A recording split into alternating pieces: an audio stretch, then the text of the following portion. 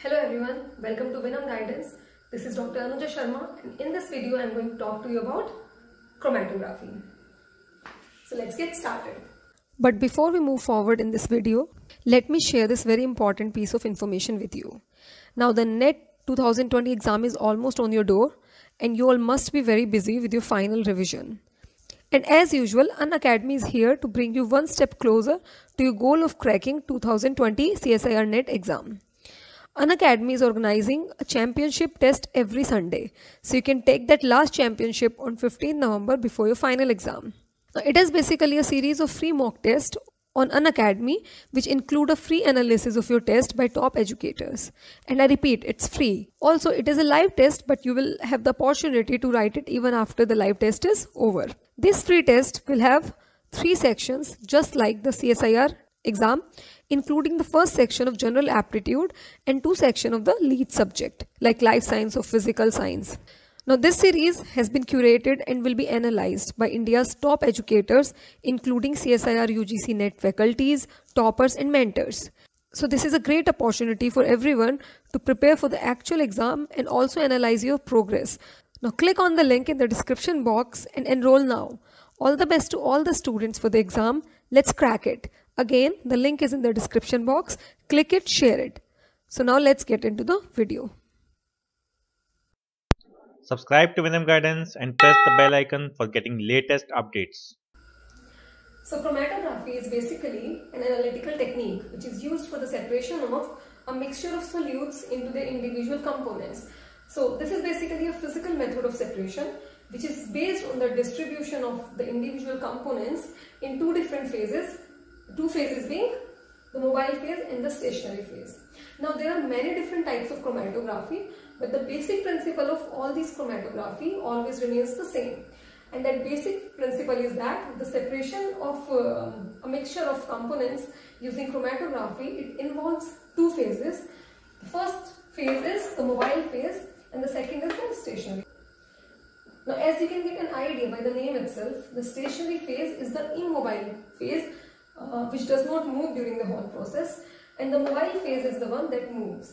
Now the mobile phase can be either liquid or gas. Now the mobile phase can never be solid, and the stationary phase is solid or liquid. And the mixture of component that you're going to separate using chromatography, it moves with the help of mobile phase. So mobile phase basically contains the mixture of solvents, and that mixture, it moves either through or over the stationary phase and it is separated. Now how it is separated? The mixture of the components, now the various components in the mixture basically, they have different kind of interaction with the stationary phase and the mobile phase.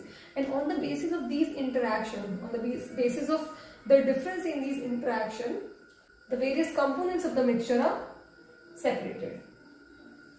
Now the stationary phase can be in the form of porous solids like silica or agarose, in the form of gel or beads, and it can be in the form of bulk liquid or in the form of thin layer or thin film.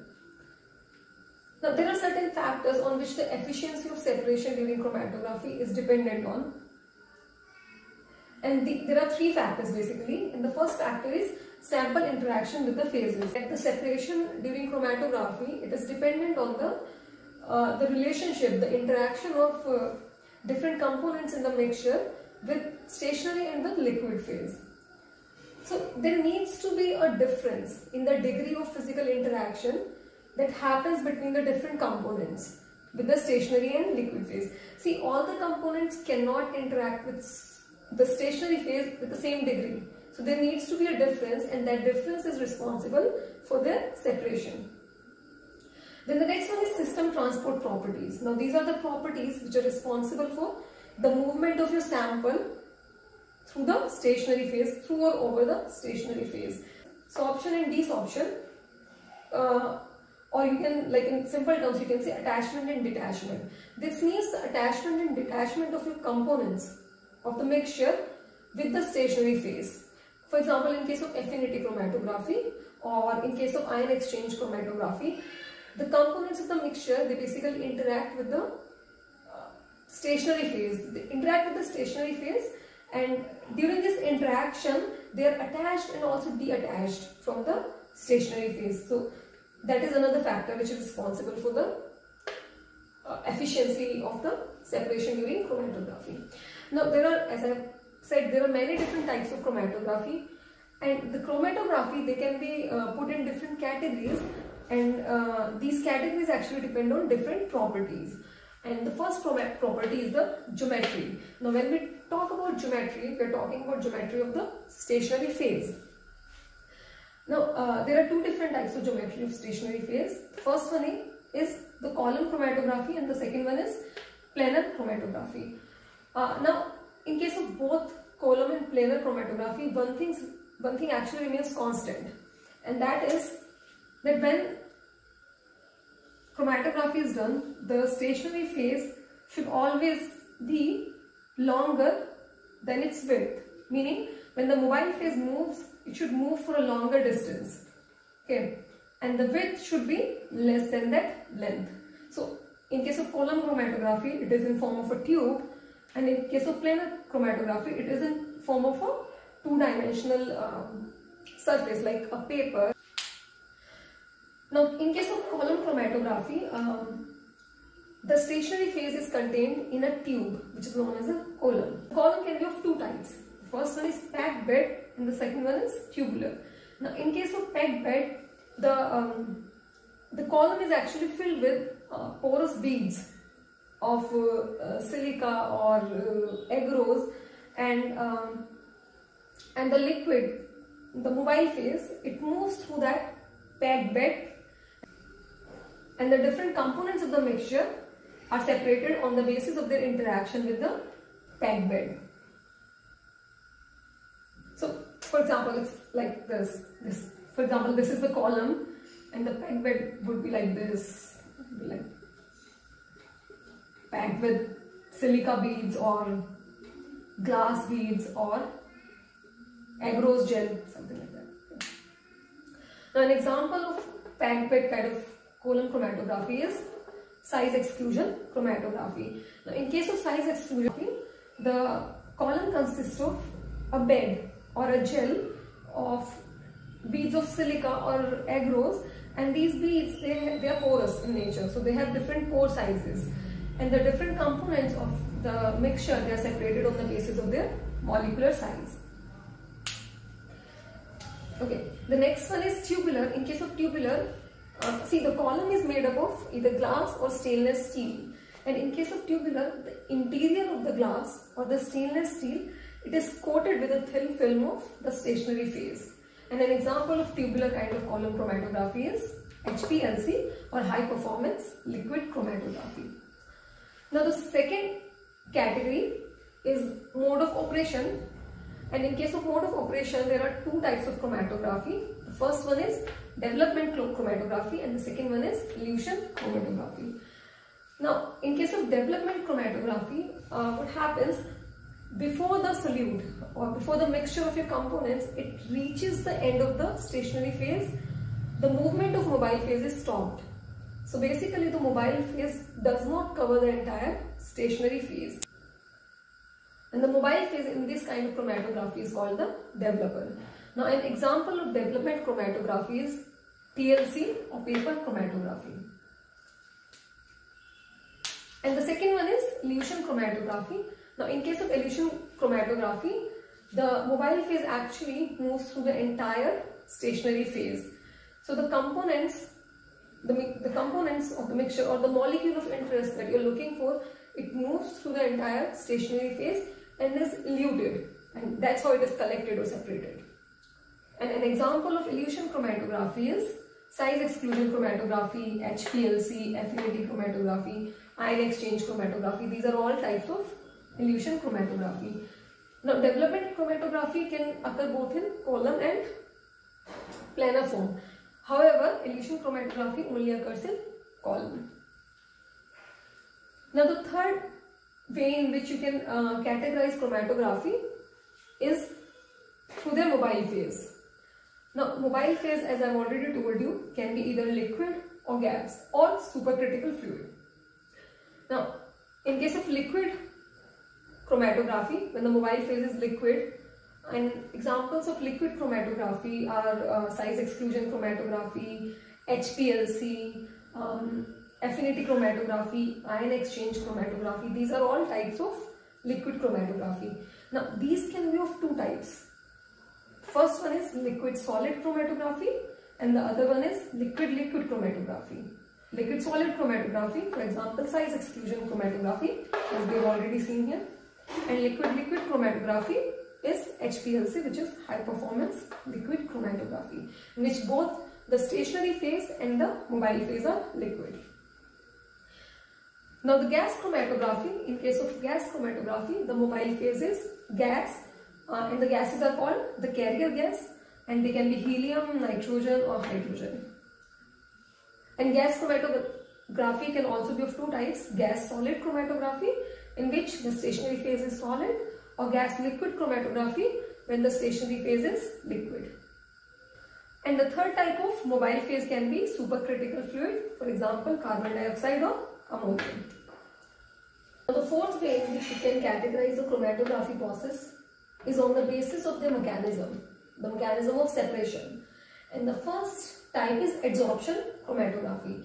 Now in case of adsorption chromatography, the solute or the components of the mixture, they bind directly to the stationary phase. For example, in case of affinity chromatography, it is based on specific reactions like antigen-antibody reaction or hormone receptor reaction. So the stationary phase contains some ligands to which the component can actually bind. For example, the stationary phase contains the antigen and the mobile phase carries the mixture of antibodies, and the antibodies which have affinity to this antigen can bind to the ligand and can be separated later on. And the second type of adsorption chromatography is HPLC, which is based on polarity. Now the next type of chromatography based on mechanism is partition chromatography. In case of partition, a solid surface or a support material is basically used on which the stationary phase is coated or is present in the form of a thin film. For example, in case of paper chromatography, water is the stationary phase and the paper is the support material. Now, the third type is size exclusion chromatography, which is based on the mechanism of separation on the basis of molecular size. So for example, let's consider that these are the silica beads and these beads are porous material. So these beads have different pore sizes. So the molecules in the mixture which are larger than the pore size of these beads will not enter these beads and will just leave and will be eluted first. And the molecules which fall in the range of these pore sizes, they will be eluted next and they will be separated. See, large molecules won't be separated because they are not entering these porous beads. And the molecules which fall within these range, they will be eluted next and they will be separated. And the molecules which are smaller